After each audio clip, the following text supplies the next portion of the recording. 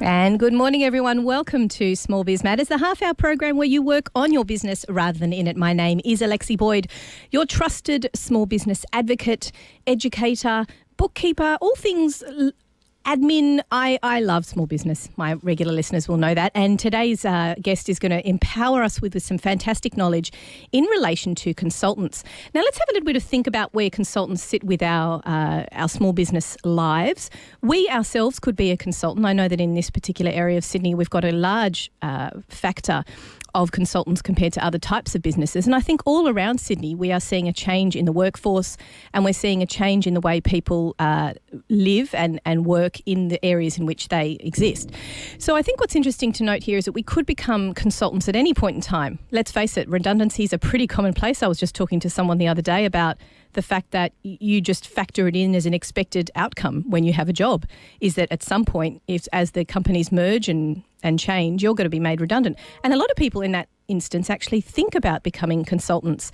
So where does that place you as a consultant starting your own business, and how do you interact with other consultants? When we operate as a business owner, we need the help of others. And I think everyone, all of my regular listeners would know that you've engaged with someone, might be helping you with your social media strategy. It might be someone who's literally your accountant or a professional. It could be someone who is just popping in every now and again and helping you with your admin. All of these people are consultants. And that relationship between you and the other consultant, or you as a business and a consultant, is very, very important. It's important to understand what that relationship is. It's important not necessarily from a legal standpoint and compliance. We talk a lot about that on the show, but actually how to build that relationship. And today we've got John popping into the program today, and John's going to give us a little bit of knowledge and expertise in his background. His company is known as Find a Consultant. You can find them online, of course. And John has many, many years working with and bringing consultants together. So welcome to the program, John. Thanks for coming. Yeah, thank you very much, Alexi. Look, it's an interesting subject, isn't it? Because I think at some point in our professional lives, we will all either be consultants or interact with or be touched with consultants. Would you agree with that statement? Yes, I certainly would. I mean, the world is naturally consultative these days. You know, we collaborate. You know, the only way we can grow our businesses, expand our horizons, is by collaborating with people. And the best way to collaborate with people is in a consultative way. And we're certainly getting better at understanding our limitations, I think. I think we're getting better at that. We don't try and, that whole thing about wearing all those hats, that's now discouraged, isn't it? It is, but for some people, it's so hard to give up all those hats. Yeah, very much so. And so in the consulting world, do people have different roles within that world? Do you find that the people that you engage with, you've got people who have been there for decades, you've got some people who are coming straight out of the workforce. How does it interact? Okay, we have people, as you alluded to a few minutes ago, you know, who have been retrenched, been made redundant, and they stick up the shingle and say, "Hi, I'm a consultant. Here I am. You know, come and work with me." And then on the other hand, we have a lot of long-termers. But within the consulting ranks, there are 5 main roles. There is the coach, there is the expert, there is the facilitator, there is the mentor, and there is the trainer. And so some people just need a coach who's going to get them fired up to do stuff. Other people need the expert who's expert in running a community radio station, for example. Some people just want the facilitator that's going to come in and help facilitate maybe a major decision. Then what was my next one? Sorry, the mentor. The mentor is a really special role, and I think probably the best consultants, the most effective consultants, are very mentor oriented, and that is where they pass their subject matter expertise to the mentee. So you're in community radio, you know, so I'm sitting here, I don't know anything about community radio. You would mentor me how to work the desk that I can currently see the back of. I mean, I mentor consultants to become consultants, and that draws on 37 years of being a consultant. And then lastly, there's the trainer. There is the expectation that consultants will train. It's a little trick of the trade. You might care to add training into your portfolio of services, but if you're going to be a serious trainer, then you go and do your Cert 4. Is this one of those questions where you're expected, or part of your business plan might be to niche in one of those particular areas? Or do we, if you're a consultant, should you be considering doing all of them? No, you typically, it would be 2, right? It would be two of those. So a coach might also be a trainer. Might also be a trainer, or yeah. a mentor might also be an expert. Absolutely, yeah. The expert figures in most of them. The facilitator is probably the one that can stand on its own, right? Where you just bring a facilitator in. The last facilitator I ever worked for was refereeing a major IT decision. He didn't need to know anything about the two systems. He just needed to bring the two groups in the room to agree on which one that the company was going to invest in. So you don't necessarily have to be an expert in the field. It's just about collaboration and bringing people together. Not as a pure. To see a pure facilitator at work is absolutely mind-blowing. Right? They're very zen. It is. It's amazing, right? You used the word niche there. My favourite word is the word distinctive. It's a very crowded marketplace. I mean, I've got over, I think the last census, not the one just finished, but the one before, over 30,000 people have said that they were consultants on their form. I've got a database of 5,000 consultants with websites. It's extremely competitive. And so it's a matter of being distinctive in what you do. And that's an interesting point there, because I think personally from my journey with becoming an admin expert, if I just talk about that with Boyd Office Management Services, proud supporters of Triple H. I'm not allowed to say my own name without saying I'm a supporter, which I am, but anyway. But with my journey, with my small business journey, I probably took about 2 years to really figure out what my niche was. Is that way too long? That is certainly way too long. So you've got to figure it out quick. Is that part of the business planning right at the beginning? Yeah. And I'm not a great fan of business plans. Now there's an interesting discussion. When you've got to get up and running quickly. I use the word rapid. Mm-hmm. So I have a rapid startup plan for people. We work out in between 2 and 6 hours precisely what you should be doing. What? Say that again. 2 and 6 hours. It takes 2 and 6 between 2 and 6 hours to determine what you should be taking to market as a consultant. So you take all of your skill set, all of your background, all of your knowledge, and you just niche it, distinct it. Distinct it. We what do we do? We look at your skills, knowledge, and experience, but also the insight you bring. So you're in admin. Yes. What's happening in it? What's the future of business admin? What the apps that are happening? Are you looking over the horizon like an over-horizon radar? Right. So insight comes into it as well. That's a really interesting thing, because I always talk about people's journeys, and I think, well, what do you bring with you? What skills from your corporate life, for example, you're taking with you to the small business setup? Yep. But I don't think about the insight that people bring with them. It's the insight. It's such a crowded marketplace. Yes, you've got to be distinctive. You've got to stand out. And insight is one of those is a factor, a component that helps to make you stand out. You cannot afford to be run of the mill. No, that's right. And you can't afford to just be the same as your competitors. No. As part of your the process of doing this really quick setup, do you encourage people to obviously look at their direct competitors and see how they're displaying themselves? No, not at all. No, I just work with the individual or the individuals on what they bring. What's the reason for that? Is that because it puts people off, or?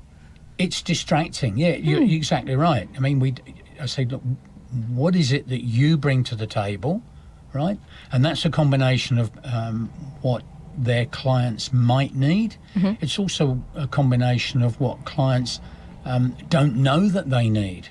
We all do stuff, and we've got clients out there, they don't really know that they need it. They don't know what they don't know. They don't know what they don't know, that's right. So we work on, it's what the individual can bring to the client's table. That's a really interesting way of looking at it, because I think that we have this sort of setup model, don't we, that we have rammed down our throats, which is you look at your competitors, who's your ideal client, what can you do? And it sounds to me like you sort of throw that process out the window. Absolutely. I mean, I put something on LinkedIn not that long ago. There's no such thing as an ideal client. It's a moving target, right? Good point. It's a target client. Good point. And anybody who's been in business for more than a couple of years will know that your ideal client changes all the time. It changes all the time, yeah. So I focus on, it's very, the old SWOT, strengths, weaknesses, opportunities and threats. It's very distracting. What is it? Consulting is all about personal relationships, right? Consulting. So it's what you bring, Alexi, to the table. And I think that uniqueness sounds to me like it's really important not to forget. Otherwise, you're just finding yourself in a puzzle piece, just putting yourself in that puzzle of consultants, And really, you're not that. You need to be more than that. Yeah, you need to be yourself. You've got to be yourself. And genuine. Yeah, absolutely. You've got to be relevant, you've got to be distinctive, you've got to be genuine. So it sounds to me like you bring a lot of experience to the table. You mentioned that you've been working with consultants for 27 years. Tell me a little bit about your journey and your development that brought you into this quite unique space, because you would facilitate anybody, anything, any business, it's kind of like being an accountant to all different types of businesses. Yes, that's what you are for consultants. Yeah. What led you to this? So what led me to it? My background is IT. So I started off as a COBOL programmer. I'm not even going to ask what that is. All right, there won't be too many listeners out there that remember COBOL, but it was the leading programming language for business applications in its day. So I worked my way up the ranks from a graduate entrant up to management services manager in an industrial group, looking after the IT, statistics, operations, research, organisation and methods, which not many people, Oh no, that sounds very exciting. which people remember. and I'd exhausted the job. I mean, it was cycling around again. We're going to put a new computer system in, and I looked around and I found an industrial group that was creating an internal consulting practice. They'd had enough of external consultants, the Deloittes, the PwCs, the Alexi Boyds. They'd had enough of those. You just put me in the same category as PwC. Did you all hear that? Of course, yeah. We are in that same category. There's no question. Right? And so I joined an industrial group as an internal IT consultant, and we actually established a small consulting practice within a large industrial group. Wow. And it was brilliant, absolutely brilliant. So that had, as you said, had enough with external people. Let's bring our internal experts together. We all came in. We were all three of us were new, two already existed within that company, within that group, and that went gangbusters. But then, unfortunately, I was noticed by Grant Thornton, the accountants and the accountants and advisors, and they approached me to join them. So I joined Grant Thornton as an IT consultant. Moved when we came to Australia, joined Price Waterhouse. Price Waterhouse became Price Waterhouse Coopers, and then in 2000, I was tapped on the shoulder. Price Waterhouse Coopers was going to spin off its consulting arm. Right, it was going to be spun off globally, 35,000 people, 3,500 people in Australia and New Zealand, and we were going to become an entity known as Monday. So they were doing exactly what you had done previously within that other industrial company. Yeah, an internal consultative. Yeah, well, no, it was an branch. external consulting business, but we were going to spin it off. It was going to list globally. Oh, right. But IBM came along and purchased us. But as part of the preparing to list, I was pulled out of the business to work on it, to prepare it, and then when IBM bought us, I stayed on in that back office role, right?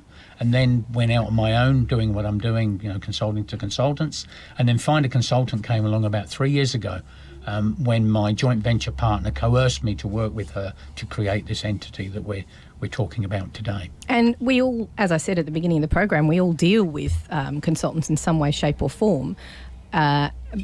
It's almost a.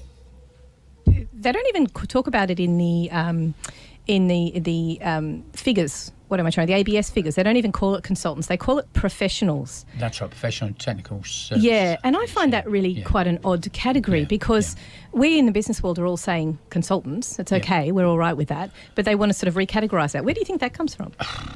Well, consultants is rather an abused term. We can be driving home tonight and we'll be behind another car that says beauty consultant in the back. There's so many people. You deal with Telstra on the phone. One of our consultants will be with you shortly. True. So the word has become wishy-washy. And what we're doing there, calling it professional and technical services, is just aligning it with the standard industrial classification codes which exist globally. So it's a sort of a global, it's a bureaucratic identification. Oh, okay. All right. I always struggled with that term when I thought of it. I thought, that's just consultants. No, it comes from the SIC codes. Okay. SIC. Oh, okay. So there's a reason behind it. There is there's reason for the madness. Unfortunately, there's a reason behind it. Look, we're here today with John from Find a Consultant. We're going to be back after this short break on Small Biz Matters. We're going to talk a little bit more about finding your ideal consultant and how to engage with it and how to engage with one another. You are listening to Triple H 100.1 FM. We'll be back after this. So today we are talking to John all about consultants and the position that we sit in within the business world, particularly in small business. There's a lot of people out there who have obviously moved from the corporate world into consulting. That transition, just before the break, we were talking a little bit about how to determine what your market may be, how you want to define yourself, and making sure that you're quite distinctive. You mentioned that that's really, really important. Fundamental. So you can't just walk into the world and go, no, I'm an accountant. No, people just stick the shingle up and expect people to come. Yeah. And when they go into, I look at their websites, I look at their LinkedIn profile and say, well, what does so-and-so do? And the wishy-washy sentences, really. I mean, those sort of pie in the sky, high cloud thinking, all that blue sky. Can't even say the words, but it's that undefined, definitely wishy. I can't even. It's really just sort of not. It's not making any distinctive points about what it is that you do. Absolutely. And so one of those processes needs to be teasing out what it is that you're good at. Yeah. Well, a couple of stats actually that have come to mind. I mean, 1 in 5 sole practitioners, so sole trader consultants, one-man bands, fail a year, disappear every year. Just within 1 year. Within 1 year. Right? Wow. And when it comes to larger groupings, it's 1 in 20. So, a few people get together, 1 in 20 of those disappear. Are you saying that it's you've got a little bit more protection when you're doing a group of consultants rather than a singular? No. You've got to be, if you're starting out with a group, you've got to be extremely confident that the 3 or 4 of you can get on together. It's I'll say it, worse than a marriage. Or anybody watching Survivor at the moment will probably know a little bit about the politics of working together as a team.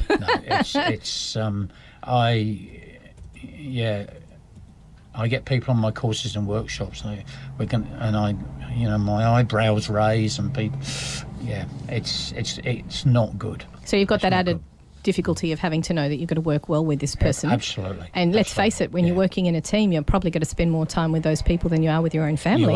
You are certainly going to be doing that. What people don't do, when there's 2 or 3 of them, they don't clearly apportion the time across across marketing, selling and doing. Well, I was going to ask that actually, because that's set up for a group of consultants coming together. That's quite crucial. How much time do you think should be allocated to setting up and making that process happen? Or is it a moving process? I've got no answer. I'm sorry. I got nothing. It's as much time as needed to get some revenue in the door. But once they're going, if there's like 3 people, you can't have all of them marketing, all of them selling, all of them doing. Okay. You need to be clear on who is doing what. They all may do a component of that, but not everybody is equally balanced across all 3. And not everybody is a seller and can talk about the business comfortably. I was actually speaking to a gentleman a couple of weeks ago at a meeting where he was explaining he'd had 30 years working in the video production business, and he had a partnership with someone. And it worked because he was the business development guy and the other guy was the creative. He was the doer. Do you think that's a good yin and yang, left brain, right brain relationship? It can be, but I mean, both of you. But then when you get to the end of the year and look at what you've earned, and if maybe you're doing a bit of a profit share, if the doer's done nearly all of the work, they've got to be really comfortable that the development person, who's generated all that work, has really done their thing properly. Can I ask a question with regards to the practicalities? As a bookkeeper, I'm all about keeping lists and spreadsheets and knowing what's happening and who's doing what. Would you suggest right from the beginning setting up a bit of a timesheet? Absolutely, yeah. And where it's described what it is that each of you is doing? But before you get to that, apportion time across those 3 main activities. There are others as well, but let's just concentrate on the easy 3, which is marketing, selling and doing. And going back to your comment about being a seller, in consulting, if you can market, you have to be able to market extremely well. And the selling... Can you just explain to me what the difference is there? Because I always struggle with the whole marketing versus sales. So in your mind, where do you see the difference? Okay, marketing is getting people interested in what you do. And getting conversations started. And as those conversations proceed towards something quite concrete, there's a project to be done. That's when we move more into a selling mode. So it does morph from marketing to selling. But if you're doing that, if that lead, the lead-in conversation, if the marketing works, the selling almost becomes transparent. So the selling is the one-on-one, having a conversation about what the project is going to be. When we get to that point, yeah. And the best selling conversation is where the client, or call them at this point the prospect, they're not the client yet, is where the prospect has a brief for what needs to be done. That actually brings me around quite nicely to my next point, which is what's the best way as an external person to engage with a consultant? Okay, well... Quite a broad question. Yeah, no, it's a good question. First of all, the $64,000 question, why do you need a consultant? Really challenge yourself as to whether or not you do need somebody, or whether you're just piking out on doing something that you don't really want to do. The next thing is certainly prepare a brief. What is it you believe needs to be done, right? We'll go back. We'll use business plans as an example. That's maybe not a good example. No, we use business plans, yeah. So you want a business plan done, and you want to work with. Your thinking is you want to work with somebody that's across, up-to-date methods and styles and structures of business plans. Okay, and so you prepare a brief for what you want, clearly describe what you want, and then go out and start talking to consultants, right? Simple as that. Simple as that. But have an end product in mind. What is it that you want them to achieve? Yeah, be very clear on what you think the outcomes are. But as you talk to the consultants, listen very carefully, be prepared to debate your needs, because you may get, if I come back to the insight word, you may get some fresh insights into your problem that's caused you to start the conversation. That's right. And I think that one of the ways that we fail a lot as small business owners is we're experts in our own field, but we don't necessarily listen to the consultants who are experts in their field. No, that's right. That's right. Yeah. And it's important to insight thing you keep coming back to. The insight comes.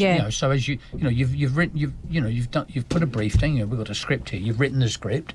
This is what you think you want. But as you talk to somebody who's out there doing that activity day in, day out, right? You will get some fresh insight onto what your problem is.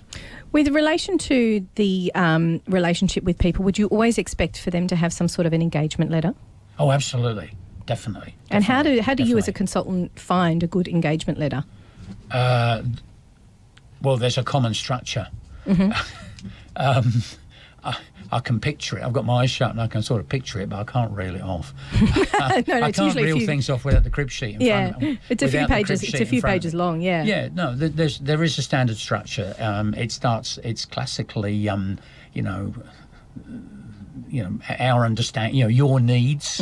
So that where there isn't a brief, the consultant has to come in and construct the brief, and therefore the brief goes back to the client the prospect.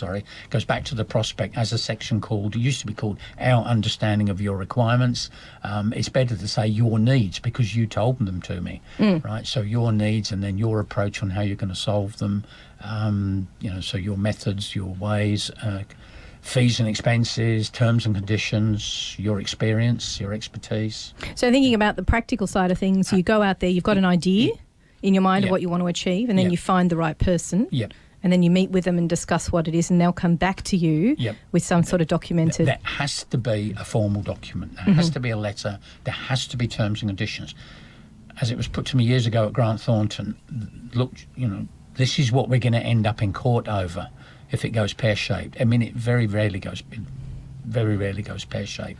There has to be a contract, right? And the contract is that consultant's letter. In a larger company, if we were consulting to, a Qantas or a council or something, they'll have what's known as consultancy services agreements, CSAs, and therefore you work largely underneath their CSA. But when you're on your own, you're putting a proposal out to a small local business in this Hornsby area. It'll be your letter, which is the contract, and you will need good terms and conditions. I mean, I sat with somebody yesterday who does not have good terms and conditions, and he is currently owned, and I just about fell off my chair, $40,000 by a client. Yeah, exactly, by a client.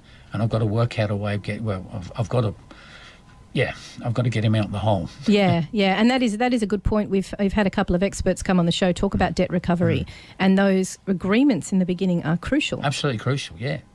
So the proposal letter that the consultant gives to the prospect has to be as detailed as it can be as to what needs to be done and how it will be done.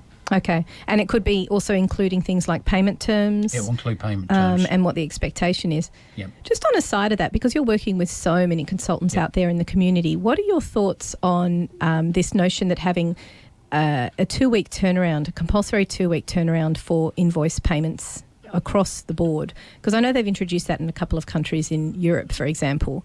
Wouldn't it be great if we could legislate payments?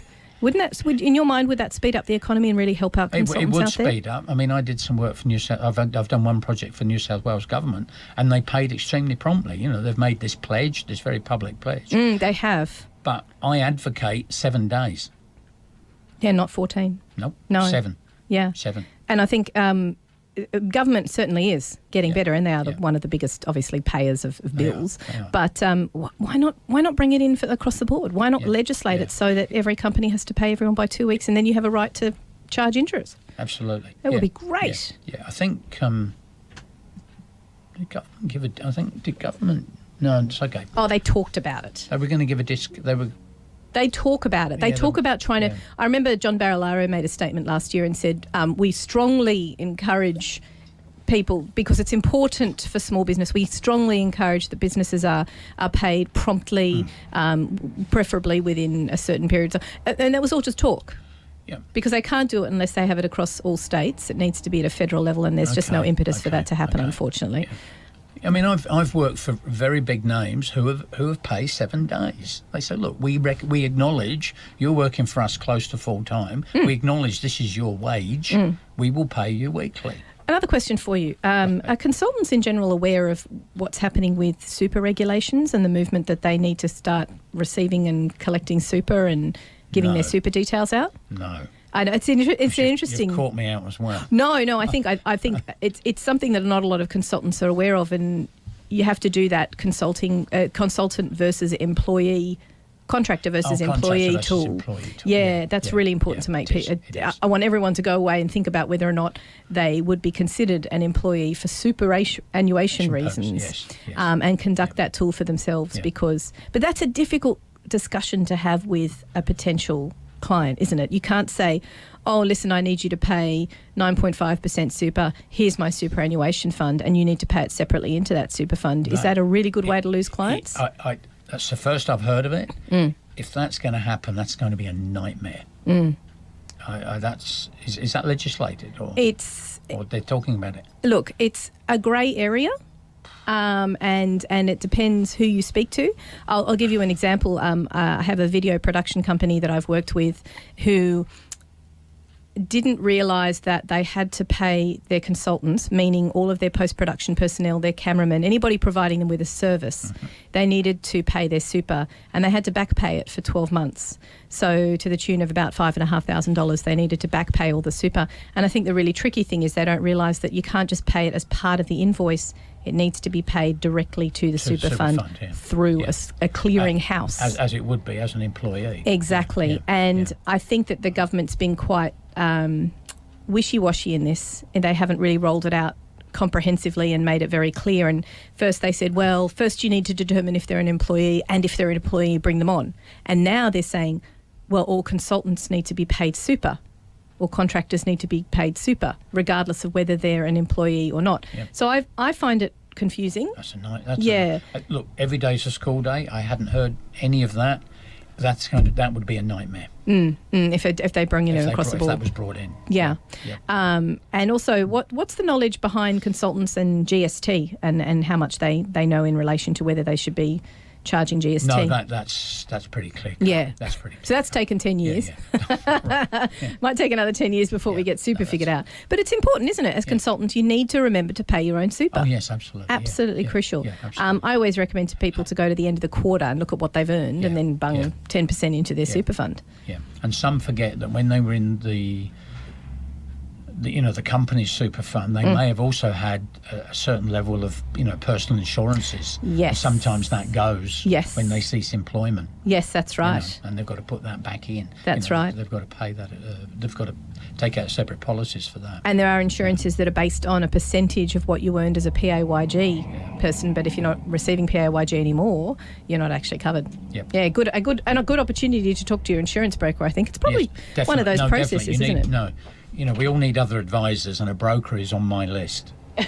A broker, an insurance broker. Definitely. Yeah, as a good consultant. Yeah. Who's niched, not distinctive what it is that they want to do. Right. So we've talked a little bit about the structure of dealing with consultants and the insurance, making sure that there is some documentation there to back everything up, especially in relation to payments. Yep. Would you say to small businesses, if they had a consultant who approached them and didn't have any contract, that they should run a mile? Yes. It just means that they haven't been sort of set up properly and they're not legitimate. Absolutely. Yeah. But I know a lot of small businesses out there who don't. No, you're inviting somebody in to do something that typically is significant, business changing. Mm-hmm. Probably confidentiality implications. You've focused on payment, but there's also the issue of intellectual property. Yes, is another big one. Yes, because the consultant brings in their IP, right? They will working with the client when they start working with the client, they will be developing fresh IP, and their terms and conditions need to make it clear as to who owns the IP. Yes, right. That's created. Right. That's probably a bigger issue perhaps than payment terms.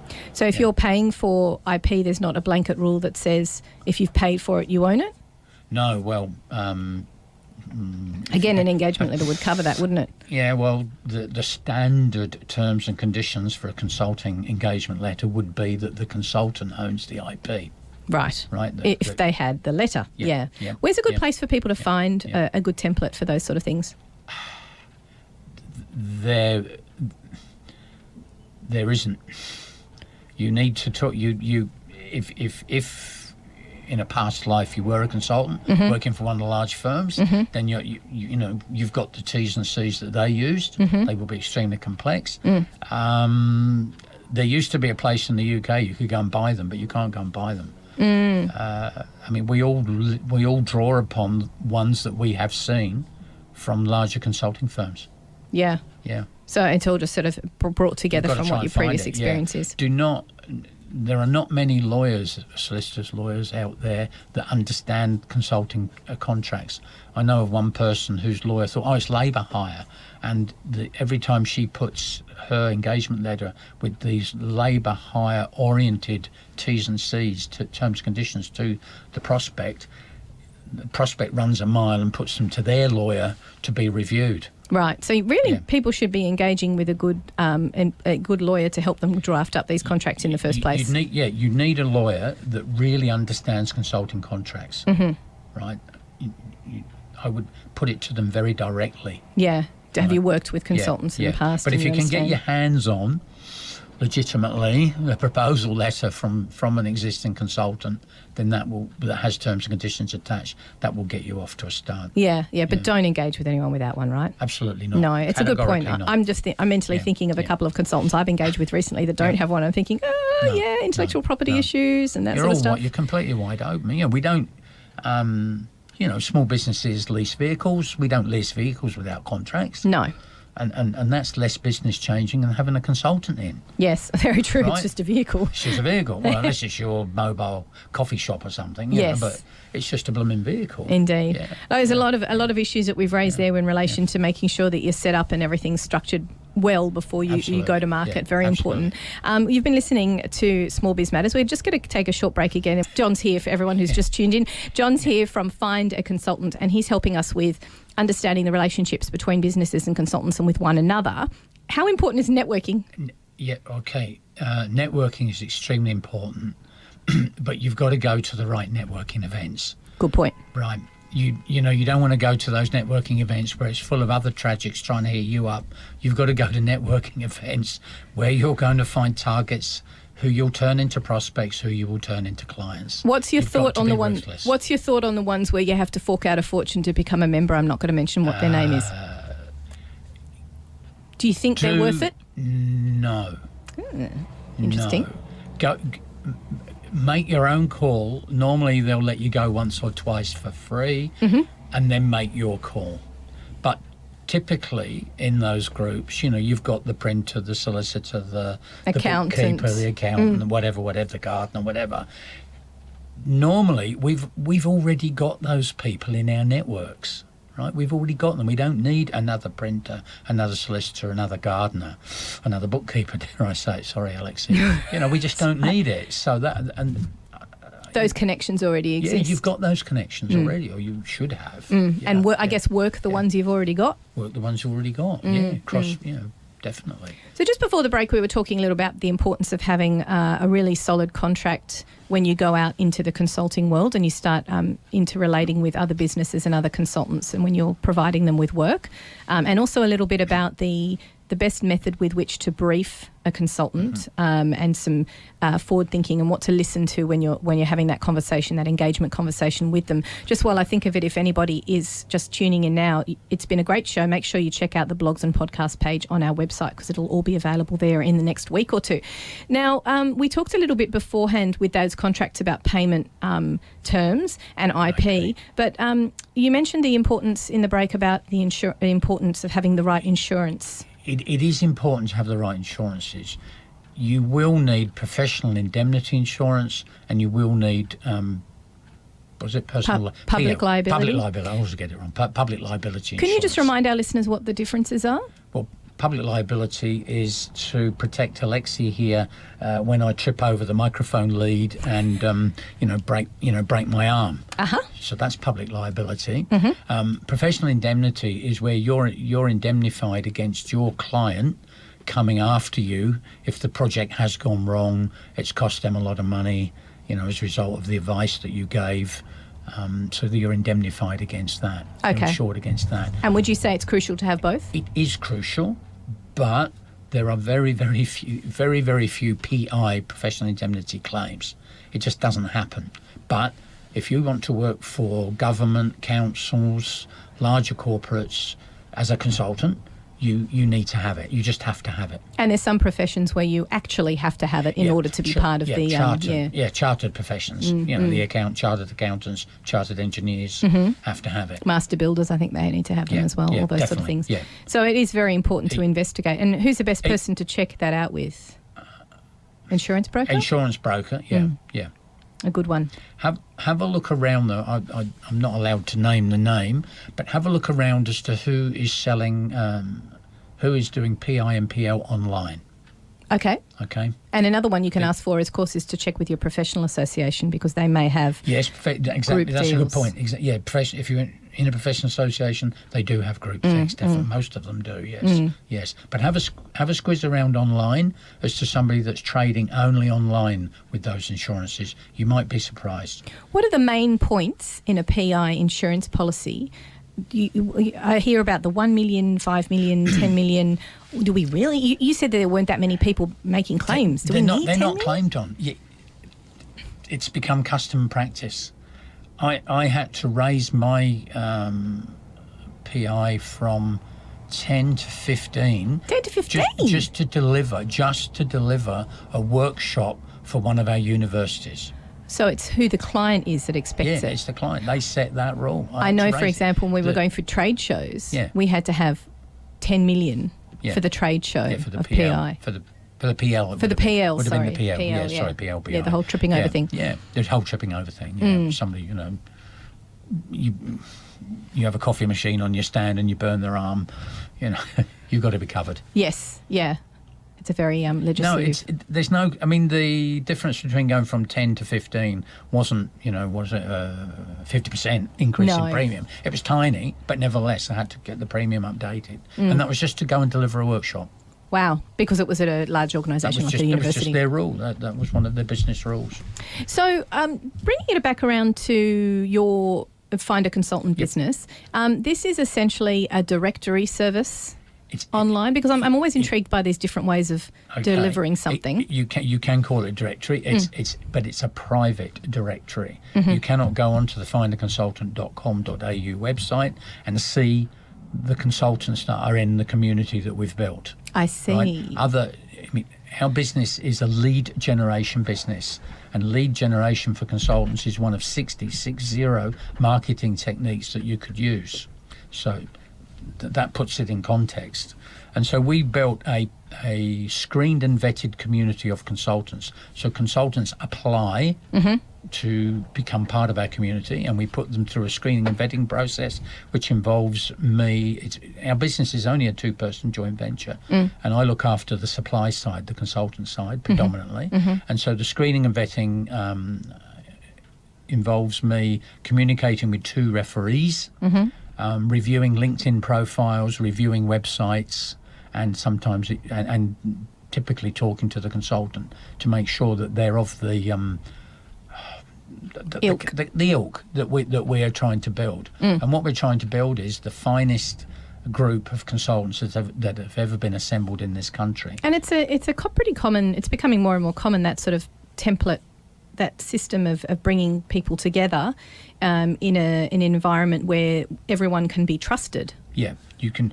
So that's the supply. So that's how we build the supply side. So as the buyer, yes, we hope you can trust us for having done our homework in building that community, so that when our buyer comes onto our website, inputs their needs, that the match that happens will be a very, very good match. I mean, we don't match everything that buyers ask for. If we have not got somebody, we say so. We're sorry, we can't help you with that. Right?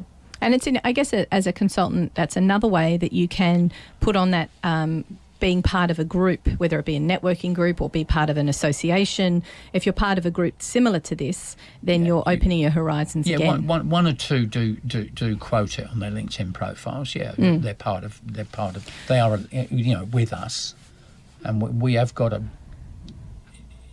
brand and a reputation to protect. We don't mind that. So a big question for you to finish up today. If you had to choose between the way to get your consultancy practice out there, and you had to choose between these, what would you say would be the most important? Would you say it's online marketing, it's your LinkedIn profile? When I say online, I mean your Facebook and your website, your LinkedIn profile, or face-to-face meetings? What do you think is the most important out of those 3? Well, it's all 3. No, I want you to choose. I know. Well, you've got to get it's got to. Well, at the end of the day, it's got to be the face-to-face meeting. But you've got to get the face-to-face meeting. Right? The buyer needs to know the person needing the consulting help needs to know you're there.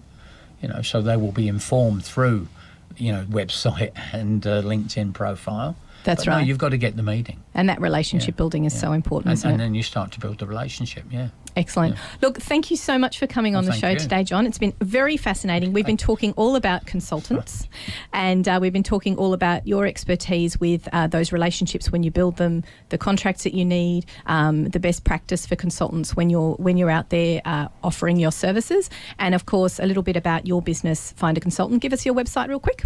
It's findaconsultant, all one word, .com.au. Awesome. Make sure you check that out as well. And thank you very much, everyone, for listening to Small Biz Matters.